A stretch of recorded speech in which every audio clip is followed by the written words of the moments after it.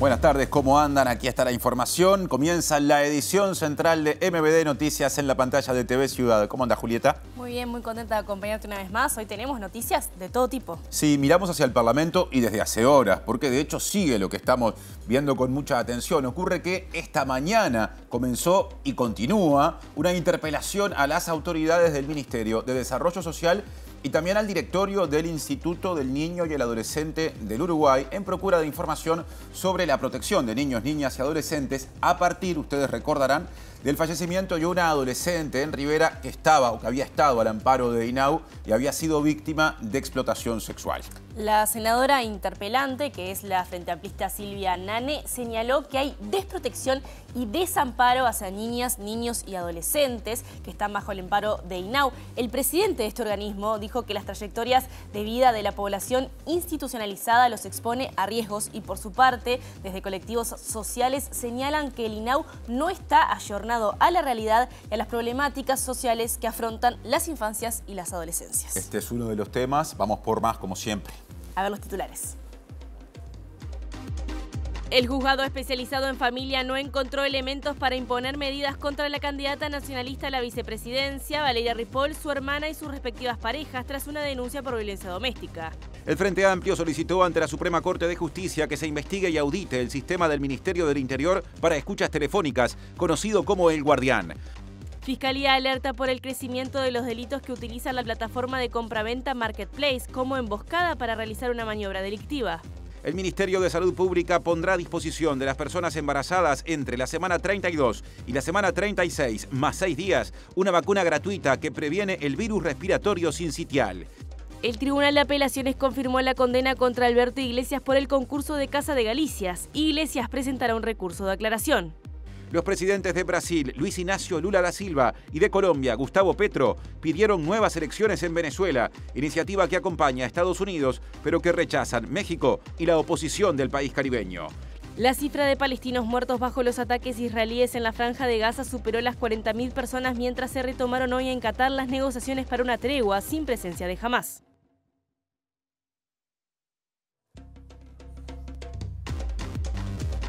Gracias por acompañarnos un día más. Les recordamos que nos pueden ver en vivo por YouTube, también en la página web tvciudad.uy. Nos pueden escuchar por Uniradio, la radio de la Universidad de la República, que es 107.7 FM, o también uniradio.edu.uy. Y tenemos móviles. Los va a presentar Martín. Hay interpelación en el Senado, lo mencionamos en el comienzo. Vamos a actualizar la información a modo de adelanto desde el Palacio Legislativo con Martín Duarte. ¿Cómo te va, Martín? Gracias, Martín, Julieta. Bueno, transcurren 9 horas, como ustedes decían, de esta interpelación que comenzó sobre las 10 de la mañana, que tiene presencia de las autoridades del INAU y también del Ministerio de Desarrollo Social, en un total de 14 grupos de preguntas que la senadora Silvia Nane planteó justamente a las directivas, a las comitivas encabezadas por el ministro Alejandro Sciarra, y también por el presidente del INAU, Guillermo Fossati. Aún continúa la lista de oradores, esto se prevé aproximadamente quizás una hora más de debate y vendremos con algunas conclusiones y un repaso también de lo que ocurrió en la sesión del día de hoy. De móvil legislativo a móvil judicial, ya nos contará por qué Juliana Perdomo. ¿Cómo anda, Juli? ¿Qué tal, Martín? Buenas tardes para todos. En las últimas horas, el Tribunal de Apelaciones confirmó la condena a Alberto Iglesias, el ex administrador de Casa de Galicia. En este caso, recordemos que ratifica la sentencia de diciembre del año pasado, donde la justicia lo obliga a pagar con su patrimonio lo adeudado y también lo inhibe de ejercer, administrar bienes a su cargo durante 20 años. Ya a Iglesias nos adelantó que va a presentar un recurso ante lo que ratificó el Tribunal de Apelaciones, así que en minutos venimos con su palabra y les contamos más detalles. Hoy también se llevó a cabo una audiencia en el juzgado de familia, puntualmente por violencia doméstica, una denuncia de una mujer y su hijo y su nieto, contra Valeria Ripoll, su hermana y sus respectivas parejas. Esto no continuará en ese juzgado, pero escuchamos las voces de quienes estuvieron allí. Estoy enojada, dolorida, que la señora Valeria esté buscando hacerse propaganda, atacándome a mí en el estado que estoy. Nosotros vamos a continuar la parte de violencia de género hacia la señora Johanna Ripoll y los derechos vulnerados del hijo de la misma por la conducta del señor, del denunciante. A lo solicitado por las abogadas patrocinantes de los denunciados no les hizo lugar en nada, y una cosa que quiero destacar es que inclusive habían pedido de que yo no les pudiera hacer llegar más a la prensa desde mi propio correo o desde el correo del Centro Francisco Pérez las comunicaciones.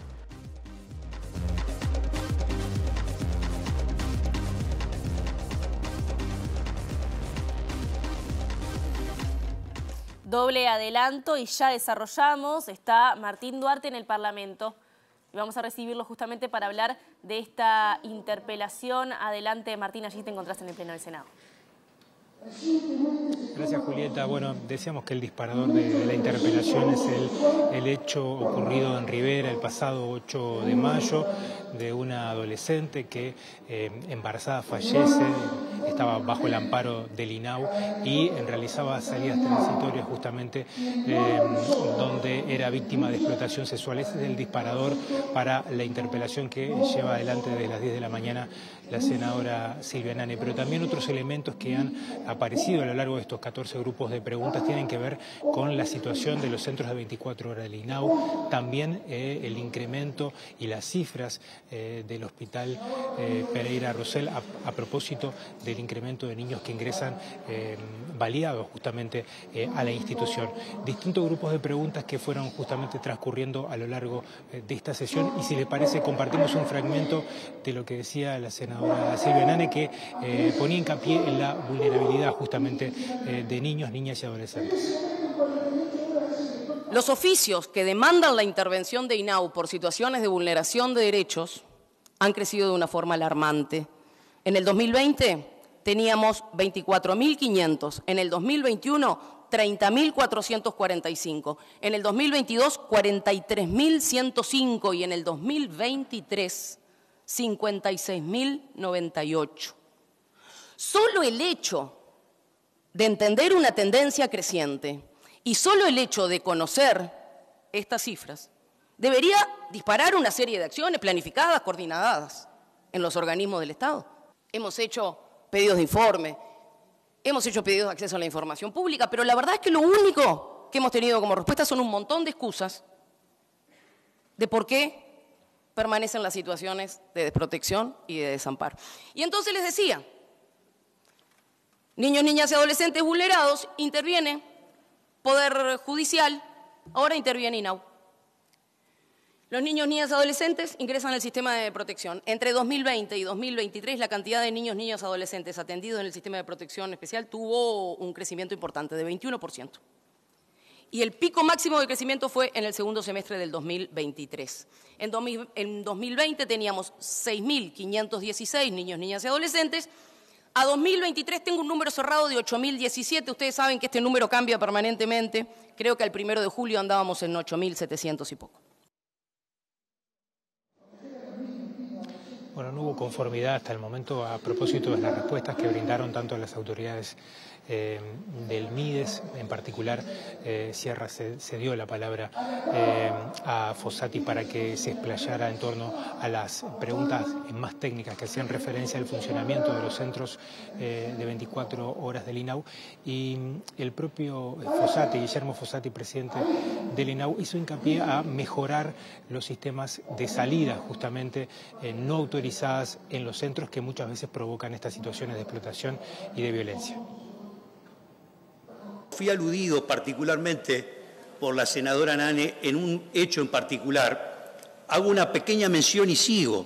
Sí, efectivamente y lamentablemente, por sus trayectorias de vida y las circunstancias por las que transitan, terminan eventualmente perdiendo capacidad para poner freno a sus conductas y se exponen a riesgos. Y eso no significa asignar culpas. Eso significa mirar la realidad tal cual se da en el marco de los desarrollos psicológicos y en la formación de las conductas. Cualquiera que está en estos temas, y yo lo estoy desde hace muchísimos años, conoce claramente cómo se da esta situación. Es parte del problema, es parte del desafío, entender concretamente que existe un trasfondo de disposiciones que están presentes, de las cuales no son culpables, son víctimas a lo largo de la trayectoria y las circunstancias de sus vidas. Mucho de lo que podría señalarse como problemas generados en los últimos años tienen profundas raíces históricas. Y por cierto, son problemas que se han dado con igual, semejante o mayor magnitud y alcance en administraciones pasadas.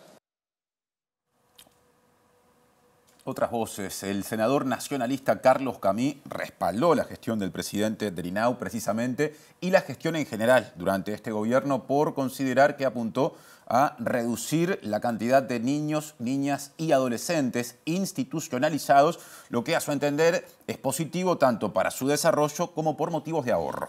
Aseguró que la muerte de una adolescente en Rivera evidencia situaciones problemáticas dentro del INAU, pero también dijo que esto ya ocurría en periodos anteriores.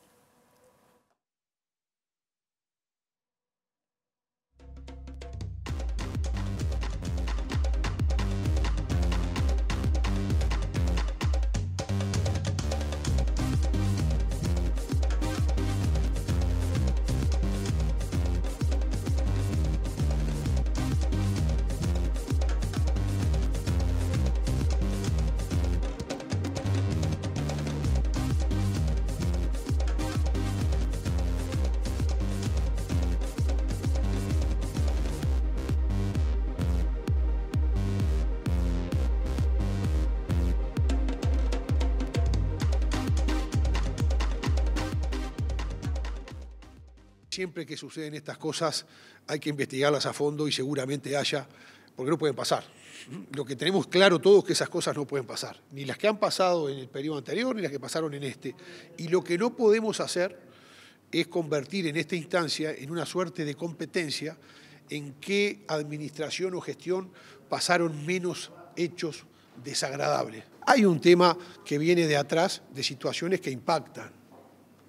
Recordemos las 4 muertes de los niños en un hogar de Salto en el gobierno pasado, por poner más casos. Recordemos el caso de la muerte por vincularla a una red de explotación infantil a una chica de 33. Este INAU, así, con los problemas que tiene, ¿está en condiciones de ahorrarle plata al Estado o de pensar en ahorrar antes que en destinarla a falencias que tenga? Yo creo que sí, fue una de las cosas para mí muy contundentes y claras que puso el doctor Fossati. Precisamente habló de que el costo mensual sobre un niño, niña o adolescente institucionalizado en el INAU son 110.000 pesos. Y cuando es gestionado por la organización civil es creo que 85.000 pesos por mes. Y cuando es gestionado por acogimiento familiar son 70.000. Quiere decir que va en línea con el principio rector estratégico principal definido en el 2022 de privilegiar el acogimiento familiar. Y decíamos al inicio, Martín, que hay otras voces sobre este tema. Una de ellas es la plataforma de infancias y adolescencias, desde donde ven positivamente que se exponga la situación de niños, niñas y adolescentes al amparo del Estado, justamente en esta interpelación de la que participan Mides y el INAU. También reclaman desde ese colectivo que se escuche a la sociedad civil y que el asunto se aborde más allá de que haya o no campaña electoral.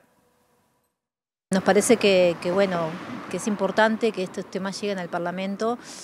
También nos preocupa en esta situación de ver si solamente va a quedar en esta situación parlamentaria de hoy o si esto después va a seguir este interés por el tema y va a seguir agenciando, si se puede llegar a agenciar este tema.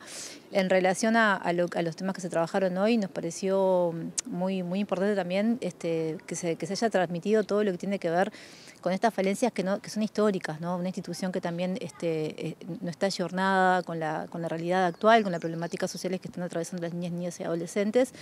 Los problemas siguen siendo los mismos, ¿no? Porque eso también hay que reconocerlo. Son cada vez más graves, sí. ¿Estamos preparados para hacerle frente? No, y a la vista quedó expuesto y apelamos a que esto se siga dando y que se dé no solamente en el marco de una precandidatura, ¿no? o de un año preelectoral, sino que se dé en el cotidiano y que realmente se pueda tomar como prioridad para quien sea que el día de mañana le toque gobernar, ¿no? Hoy se habló mucho de la academia, del sistema de justicia, se habló de los órganos rectores. pero qué pasa con la sociedad civil también. Por eso nosotros estamos impulsando estos diálogos que nos parece que se tienen que dar de una manera más profunda y más seria. Ahora cambiamos de agenda porque el subsecretario del Ministerio del Interior, Pablo Abdala, negó que haya una emergencia nacional en materia de seguridad pese a la aspiración de Cabildo Abierto formulada días atrás en el sentido de que se declare esa emergencia. Abdala dijo que las políticas aplicadas están funcionando, dando resultados positivos y que la represión para combatir el delito es algo absolutamente irrenunciable. Hay una política de seguridad que está en marcha y que viene dando resultados positivos en lo que tiene que ver con la reducción de los delitos, en lo que tiene que ver con la mayor eficiencia policial a la hora del despliegue, a la hora de los procedimientos, tanto con relación al control de personas como al control de vehículos, los allanamientos, las incautaciones en lo que tiene que ver con el narcotráfico, lo cual no quiere decir, porque eso es así, que en la sociedad no haya más violencia. Yo lo dije hace un rato, porque cuando hablamos de violencia doméstica, hablamos de violencia. Y que la violencia adquiere distintas formas, y eso por supuesto nos debe preocupar, y que después se traduce en un nivel de homicidios que sigue siendo muy alto, nadie lo ignora ni lo desconoce, y lo hemos dicho desde el presidente de la República para abajo, todos los que estamos vinculados a este tema. Pero me parece, y más que me parece, tengo la convicción de que el camino que se viene transitando, de que el rumbo que se viene recorriendo, es el rumbo correcto. Y Abdala en esta instancia también respondió ante cuestionamientos de la Red Uruguaya contra la Violencia Doméstica y Sexual que señalan que había un desmejoramiento del programa de tobilleras. Y defendió por lo menos tres cosas. Por un lado, la gestión de la Dirección de Monitoreo Electrónico. Por otro lado, lo hecho con las tobilleras a dos bandas. Por un lado, dijo que durante este periodo se duplicó la cantidad y por otro, que al final de este año se habrá invertido algo así como 240 millones de pesos en dispositivos. No las comparto en absoluto. Yo entiendo que es al revés, que en ese sentido la gestión de la DIMOE, de la Dirección de Monitoreo, es cada vez mayor y mejor, y en ese sentido creo que alcanza con remitirse, por ejemplo, a algunos números. Hemos prácticamente duplicado la cantidad de tobilleras en estos últimos 4 años. Cuando esta administración empezó, teníamos 1.200 tobilleras en funcionamiento, hoy hay 2.300. Claramente la capacidad de respuesta o de utilización de estos dispositivos que son un instrumento para el cumplimiento de la medida cautelar de no acercamiento, bueno, notoriamente ha mejorado y ha mejorado la gestión. Tenemos, por lo tanto y por añadidura, menos casos con custodia humana, es decir, con custodia de recursos humanos de funcionarios policiales, de lo que teníamos antes. Tenemos que optimizar más todavía, y ahí hay un tema con el Poder Judicial, que nosotros estamos trabajando con él, en cuanto a determinados dispositivos cuyo seguimiento y cuyo análisis de riesgo de pronto no es el más preciso. ¿En qué casos? Casos donde, por ejemplo, la situación de riesgo en términos de violencia doméstica se disipó, o porque el victimario está fuera del país, o porque el victimario falleció en algunos casos, o situaciones hasta irónicas, para que se me pueda entender, donde hay una misma persona con dos tobilleras, una como ofensor y otra como ofendido. Las declaraciones de Abdala fueron en el marco de la inauguración de una sede de la Dirección Nacional de Políticas de Género. La misma se encarga del asesoramiento a las autoridades ministeriales y de la capacitación de los funcionarios en políticas de seguridad pública. Tema también vinculado a la seguridad. El senador frente amplista Charles Carrera pidió ante la Suprema Corte de Justicia que se investigue y audite el sistema del Ministerio del Interior para escuchas telefónicas conocido como El Guardián. Y este pedido se dio en el marco de una investigación que vienen desarrollando 2 fiscales por uso abusivo de la herramienta y violación de protocolos.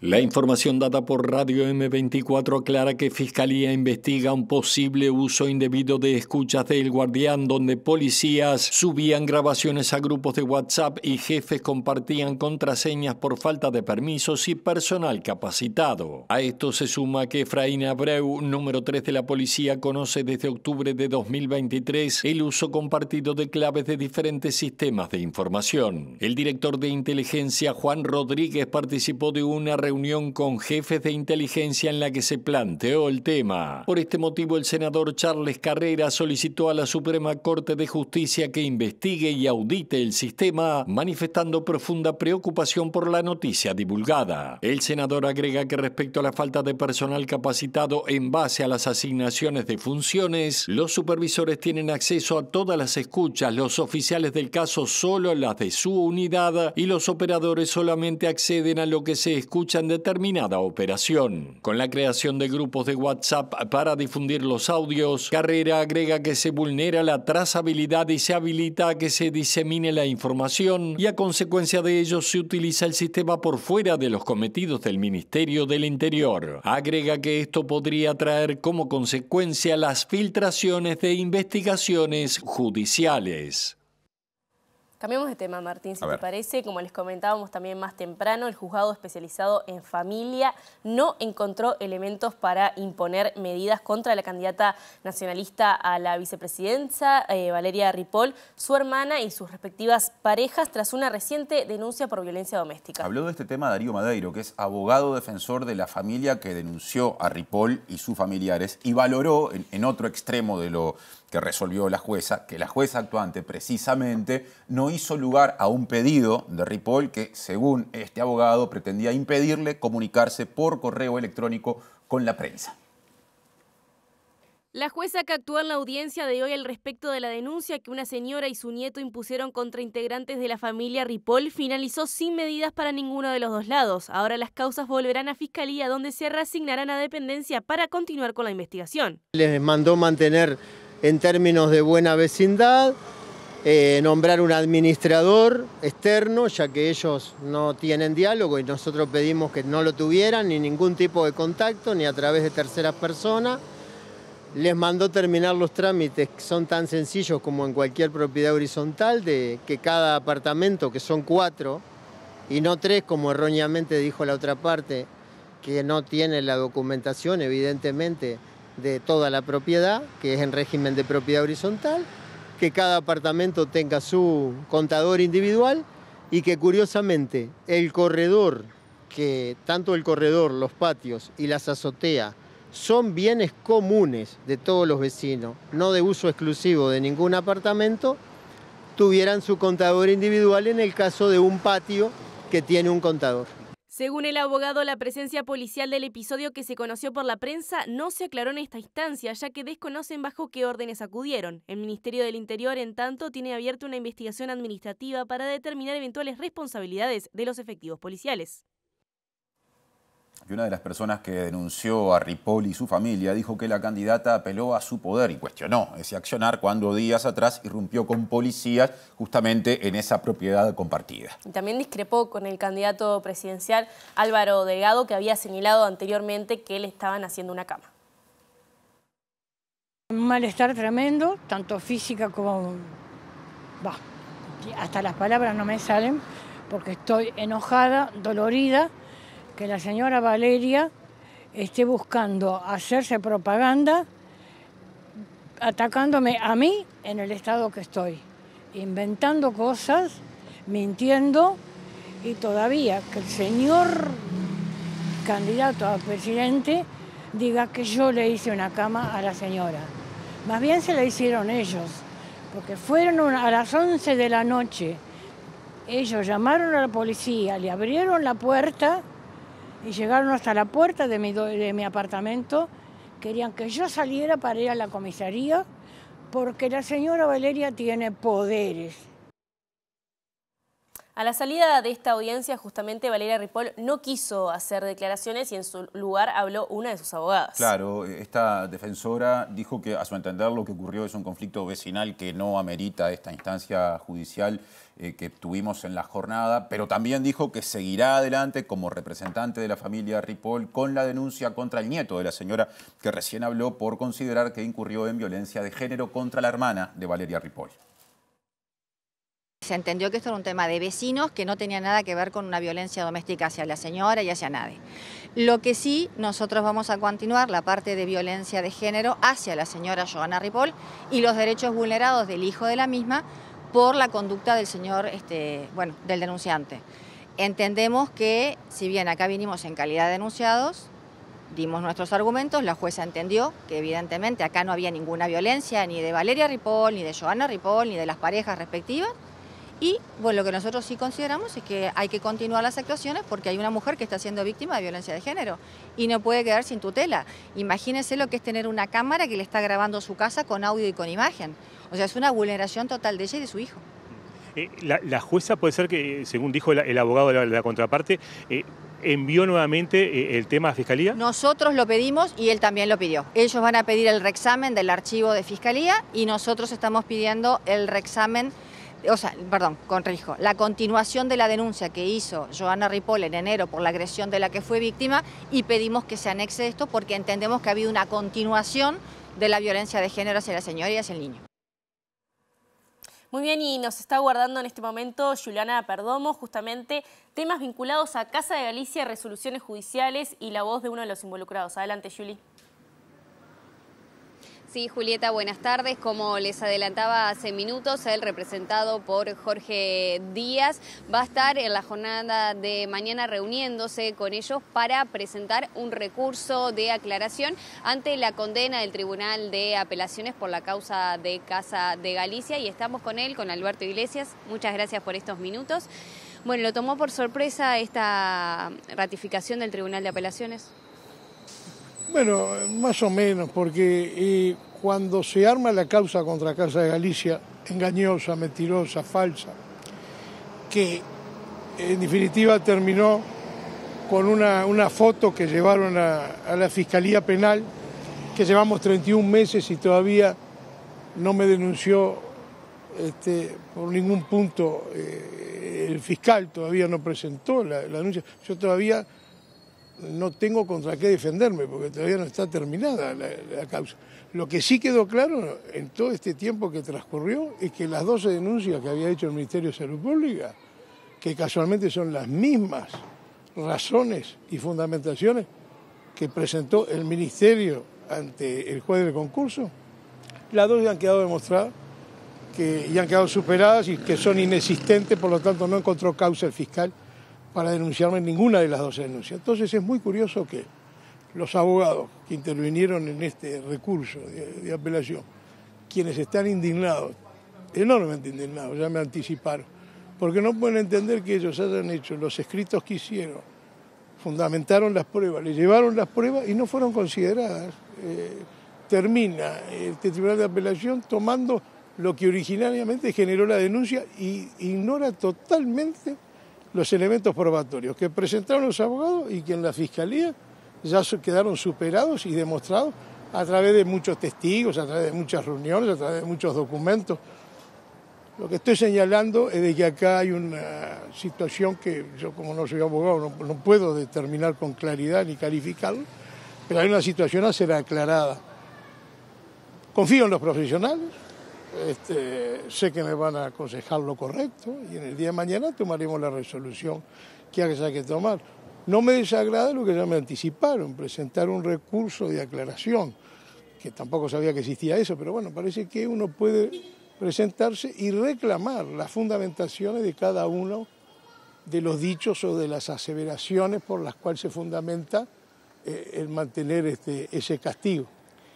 Que además es muy curioso, ¿no? Porque acá pasaron cosas horribles en la historia del Uruguay, no tan lejanas como para haberlas olvidado, pero acá hubo vaciamientos de bancos, corridas bancarias, acá hubo situaciones gravísimas de cientos de millones de dólares y de cosas gravísimas con gente procesada muchísimos años, los directores de los bancos, ¿eh? A ninguno se le puso 20 años de inhabilitación. ¿Con el diario del lunes piensa que hubo intencionalidad política en la causa? Pero si esto no es intencionalidad política, que me lo expliquen. A ver, que vayan a una situación análoga, similar en la historia del país, que pueda explicar 20 años de inhabilitación. Además, a la edad mía con 71 años, que es la muerte civil. O sea, yo no puedo administrar más nada, no puedo hacer más nada en el Uruguay, que me tengo que ir del Uruguay. Es una barbaridad. La verdad, nunca me imaginé vivir una situación en el terreno personal. Es doloroso, pero es doloroso como país, porque digo, pero ¿cuáles son las garantías en Uruguay? Che, ojo. Estamos midiendo todo con la misma vara. ¿Tenemos una justicia que nos da tranquilidad a los uruguayos? Creo que no. ¿A futuro piensa tomar otras acciones por difamación y por lo que usted relata? Por supuesto. O sea, cuando termine de ser sobreseído en la justicia, cuando el fiscal termine encontrando algo para denunciarme y lo ponga por escrito, y yo me puedo defender de esa causa y logro demostrar que eso tampoco está dado, tampoco encuadra y tampoco es real. El día que termine con eso y un juez diga sobreseído y se archivó la causa, empieza una batalla que se preparen, ¿no? Que se preparen todos los que participaron, todos los que intervinieron, todos los que tomaron decisiones, y yo lamentablemente voy a tener que ir hoy o mañana contra el Estado, porque eran todos jerarcas que representaban al Estado uruguayo. Pero fundamentalmente quiero ir sobre los que tomaron la decisión. A mí no me interesa Ministerio de castigar Salud a mi Pública. pueblo. Por supuesto, los ministros, sus secretarios, los asesores, los jerarcas, todos los que recibieron premios, todos los que estuvieron en el caso de Casa Galicia, recibieron premios y cargos de jerarquía en este gobierno, en esta administración. Pero después del día de ayer, que entonces vemos la ley del CASMU, por suerte para el CASMU, que en la mañana una cámara, en la tarde la otra, y hay 56 millones de dólares de fondos para darle al CASMU y ponerlo, rescatarlo y dejarlo bien, no sé qué. Que me expliquen a mí por qué los 12 millones de dólares que yo conseguí del Banco Santander no me lo dejaron agarrar y hicieron una ley en el día para destruir Casa Galicia y venderla en pedazos. Entonces, es el mismo gobierno, es el mismo país, es el mismo parlamento, una iniciativa del Poder Ejecutivo para destruir y una iniciativa del mismo Poder Ejecutivo para salvar. ¿Y cuál es la justificación entonces de matar a los gallegos? ¿Pero nos odian a los gallegos? ¿Qué hicimos nosotros los gallegos para sacarnos el patrimonio nuestro de toda la vida? Única institución de salud en el mundo fuera de Galicia. ¿Por qué nos hicieron esto? Pero tengo que terminar la causa de la canallada, de esas denuncias penales, para estar en las condiciones de un reclamo político que seguramente por los plazos y la fecha se la tendremos que hacer el próximo gobierno. Pero que se va a hacer, se va a hacer. Muchísimas gracias por estos minutos. Gracias a ustedes.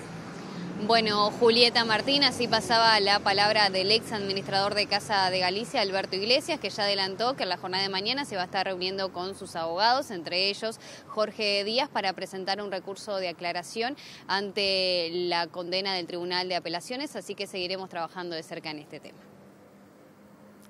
Muchas gracias, Juliana y equipo. Cambiamos de tema. La discusión sobre los allanamientos nocturnos, ¿no? La posibilidad de habilitarlos se va a plebiscitar en simultáneo con las elecciones nacionales el último domingo de octubre. Gana espacio en la agenda y llega Alejandra González de la Usina de Percepción Ciudadana con números al respecto. ¿Cómo andás, Ale? ¿Cómo estás? ¿Todo bien, Martín? Todo bien. Sí, recordemos que hace 2 jueves atrás trajimos los resultados de la consulta ciudadana acerca de otro de los plebiscitos, el de Seguridad Social, claro, que se va a someter a consulta también en octubre. Y en esta oportunidad traemos el resultado de este relevamiento, de esta encuesta a 500 personas que componen el panel de la Usina. Quisimos relevar, en primer lugar, la opinión de la ciudadanía acerca de los allanamientos nocturnos propiamente dichos y después qué va a pasar con respecto al plebiscito, si votarán o no.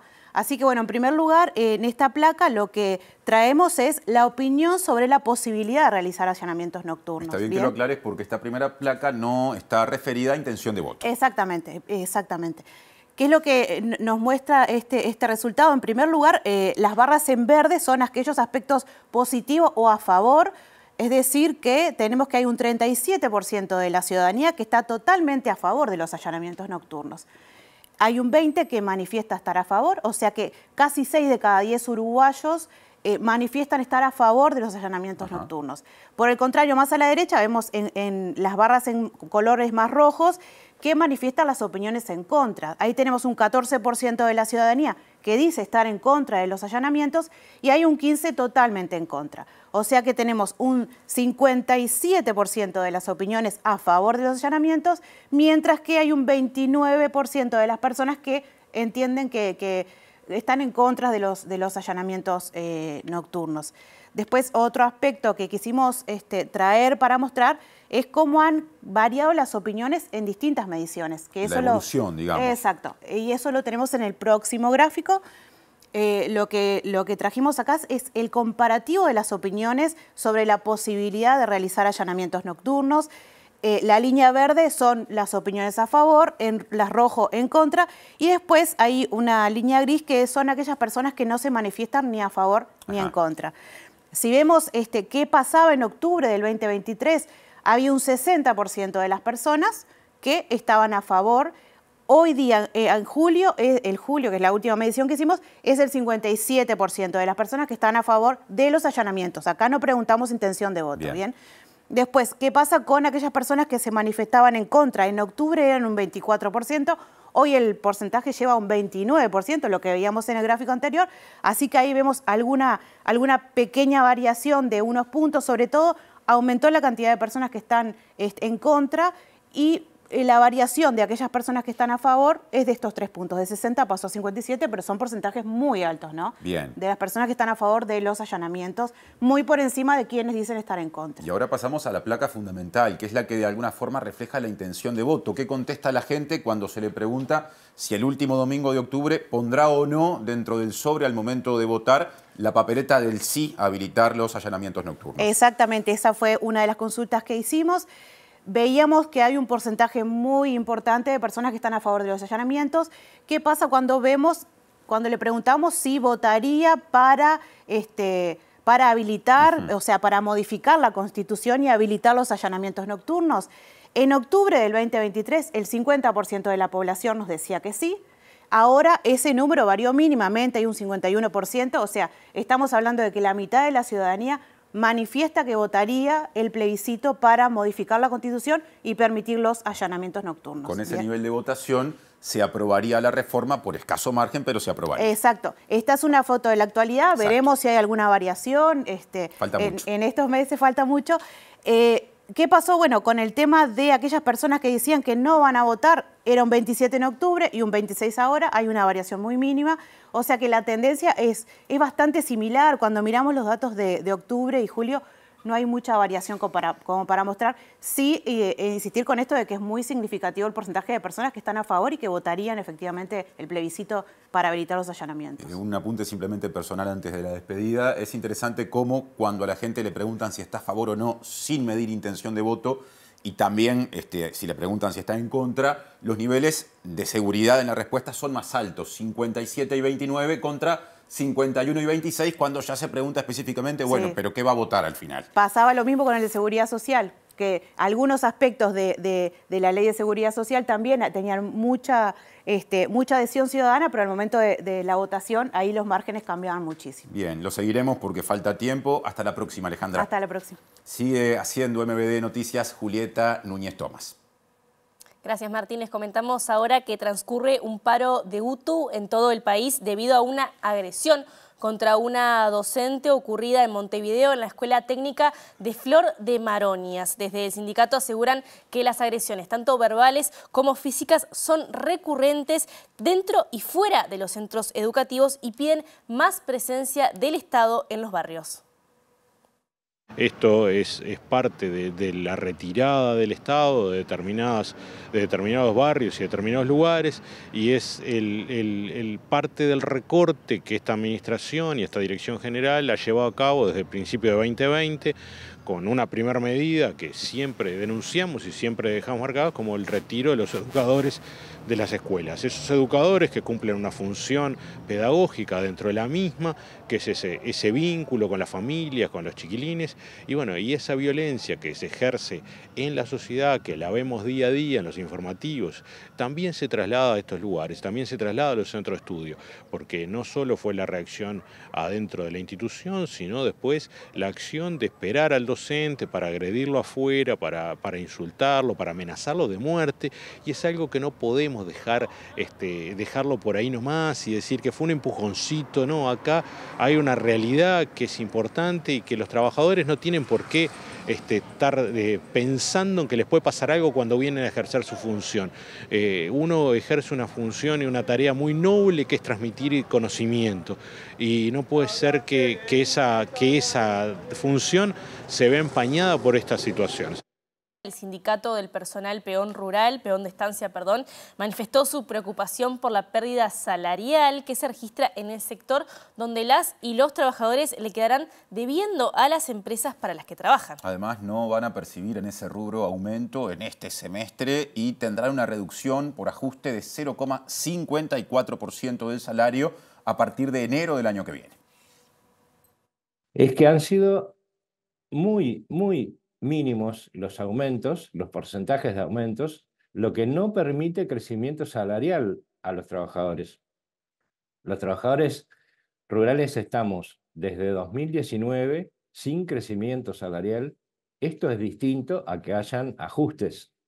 Ajustes hay y correctivos por inflación hay, pero la paradoja, y es inédito, que en este caso, por primera vez creo en la historia de los consejos salarios, los trabajadores le quedan debiendo a los patrones. Es decir, el porcentaje que surge de la diferencia entre la inflación que se creyó o que se proyectó que iba a ocurrir y lo que ocurrió, la inflación real, supera el aumento que se había previsto, que era del 1,53, por lo cual en este semestre de julio, al aplicar el correctivo, da una diferencia negativa. No solo negativa, también a partir del 1 de enero de 2025 se va a descontar un 0,53% para completar esta devolución en menos que resulta del último decreto que fue votado patronales y Poder Ejecutivo. Ahora otro asunto. Atención porque Fiscalía alerta por el crecimiento de los delitos que se realizan a través de la plataforma Marketplace, que es usada como emboscada para que luego se cometan otras acciones delictivas. Así es. De hecho, la Fiscalía de Homicidios de Cuarto Turno imputó a un hombre y a una mujer por la coautoría de un homicidio muy especialmente agravado perpetrado contra un policía el pasado 12 de agosto en el barrio Marconi de Montevideo, luego de que este concurriera a entregar un artículo vendido por esta plataforma. Están siendo muy frecuentes las estafas, las rapiñas y hasta lo más grave que son los homicidios por transacciones que se realizan a través de redes sociales, en particular de una red social, este caso de Marketplace, pero no es la única.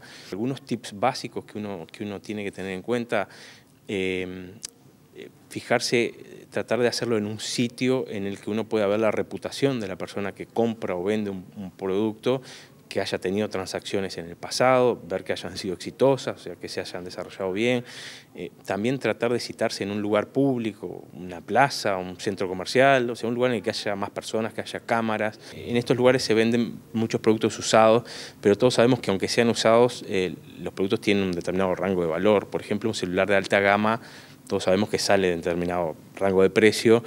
A veces se ponen muy baratos estos productos, por ejemplo, para que sea un gancho, para que las personas vayan a determinados lugares y se los terminan robando. Estos casos, como este caso del policía, el caso lamentable del chiquilín de 17 años al que mataron en una transacción por un celular, son casos que toman estado público porque, bueno, hay un homicidio, obviamente es un hecho muy grave, pero todos los días se producen rapiñas o estafas a través de estos mecanismos.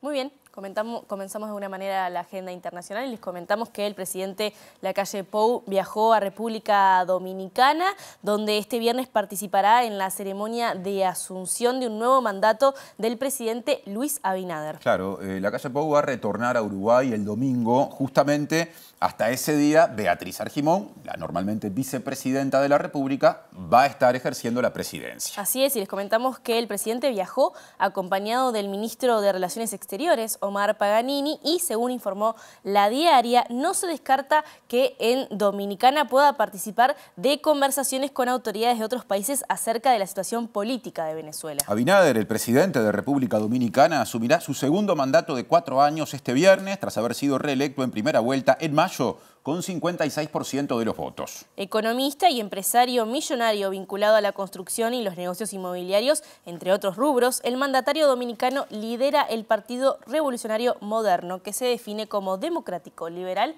y progresista. Presentó Mercado Agrícola de Montevideo, en el corazón de un barrio donde late la ciudad. Mercado de Historias. Mercado de Historia. Y ahora nos metemos de lleno en el segmento internacional. Les contamos que el presidente brasileño Luis Inácio Lula da Silva y su par colombiano Gustavo Petro pidieron hoy nuevas elecciones en Venezuela, iniciativa compartida o apoyada por Estados Unidos. No así por la oposición venezolana. Justamente la líder opositora de María Corina Machado afirma que la ciudadanía ya votó mayoritariamente por la oposición en las elecciones que ya se dieron el 28 de julio. La propuesta fue anunciada primero desde Brasil, luego que durante una entrevista con Radio T en Curitiba, Lula propusiera dos opciones para superar la crisis venezolana: la formación de un gobierno de coalición que integre tanto a chavistas como a opositores, o la convocatoria de nuevas elecciones, señalando que Maduro debe una explicación al mundo entero sobre lo que está ocurriendo en su país, y lamentó que no se haya podido verificar de forma independiente el resultado de los comicios. Sin embargo, el gobierno de López Obrador no estuvo de acuerdo con la propuesta, así como tampoco la líder de la oposición, María Corina Machado, quien rechazó esa propuesta al remarcar que las elecciones ya acaban de tener lugar, a pesar de que el Consejo Nacional Electoral proclamará la reelección de Nicolás Maduro para un tercer periodo consecutivo, sin hasta el momento mostrar pruebas que lo ratifiquen. El presidente colombiano Gustavo Petro también propuso nuevas elecciones y una alternativa similar al gobierno de coalición sugerido por Lula, exigiendo el levantamiento de todas las sanciones contra Venezuela, amnistía general nacional e internacional y garantías totales a la acción política en un gobierno de cohabitación transitorio. Por su parte, el presidente de Estados Unidos, Joe Biden, aseguró en las últimas horas que apoyaría la convocatoria a nuevas elecciones en Venezuela, después de que su homólogo brasileño planteara la idea, y señaló que Nicolás Maduro podría convocar a comicios con la participación de observadores internacionales como una posible solución a la crisis política que vive el país. Y atención a este número: desde que comenzó la guerra en Gaza hace 10 meses, fallecieron más de 40.000 personas palestinas debido a ataques de Israel. Hoy se retomaron las negociaciones en procura de una tregua en Doha, la capital de Qatar, pero sin la presencia de representantes del grupo Hamás, que aspiran a que se mantenga el plan hacia una tregua presentado en mayo por Estados Unidos.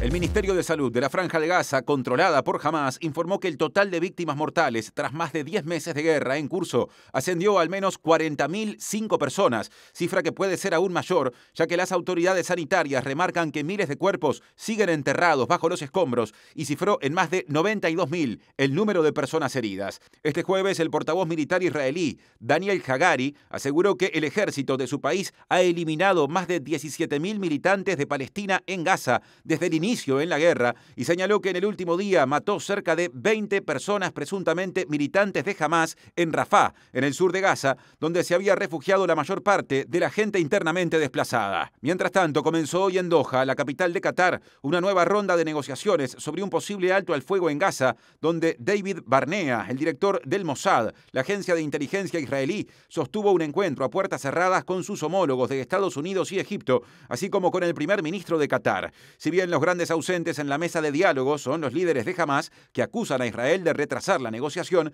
el equipo que representa al grupo palestino con sede en Doha se sentará con el resto de las partes participantes tras la reunión, aunque el grupo islámico propone seguir el plan presentado en mayo por Estados Unidos y no acepta las modificaciones introducidas por Israel. El candidato presidencial Frente Amplista, Yamandu Orsi, le respondió al presidente Lacalle Pou, quien lo aludió, aunque sin nombrarlo, horas atrás. Eso quedó flotando en el ambiente cuando habló de no debatir ni comprometerse. Y dijo Orsi que cuando la coalición resuelva su interna, él va a debatir con quien sea. Por otra parte, la candidata Frente Amplista a la vicepresidencia, Carolina Cose, consideró que la propuesta del candidato nacionalista a la presidencia, Álvaro Delgado, de dar incentivos económicos para que se finalicen los estudios secundarios es demagógica. Propuesta de Álvaro Delgado de incentivar económicamente a liciales que terminen sus estudios. En la última campaña electoral creo que el presidente actual habló demasiado, o por lo menos dijo mucho más de lo que después hizo. Porque capaz que si hablara menos y escuchara más, capaz que se hubiese enterado antes de lo que pasaba en el piso cuarto. O capaz que si agudizara un poco el oído y hiciera y se preocupara menos por lo que yo hago, capaz que podría escuchar el repiqueteo de las balas en los barrios. Es un tema de equilibrio, me parece. Yo me debato con la realidad. Creo que le hace falta al presidente debatir un poco más a él con la realidad. Cuando el partido de gobierno, los partidos del gobierno resuelvan cuál es su candidato, cuando pasen por la segunda interna, porque tienen una segunda interna, ya dijeron van a ir todos juntos. O sea que no van a tener diferencia en los planteos. No tiene sentido dialogar con 4 cuando sabemos que todos plantean lo mismo. Entonces, el día que ellos resuelvan la interna, vamos a debatir con quien sea. Bueno, ahora es momento de repasar el pronóstico del tiempo, lo que dice Inumet para las próximas 48 horas, empezando por mañana viernes, Juli. Así es, mañana viernes, que es 16 de agosto, va a haber una mínima de 7 grados, una máxima de 14 y va a estar nuboso y algo cubierto. Claro, con neblinas también. Pasamos al sábado, 17 de agosto, Montevideo y área metropolitana, mínima 7, máxima 17 y otra vez nuboso y cubierto. Así que por ahora no se pronostican lluvias. Así es, por ahora, lo dijiste bien, vamos a ver qué pasa más adelante. Nosotros nos despedimos, ahora queda el lado B. Sí, eso es confirmado. Y además estaremos mañana con la información tempranito, 8 de la mañana, primera edición, segundo turno informativo a las 13 y con Juli estaremos a las 18:55. Hasta entonces, nos vemos ahí. Chau, chau.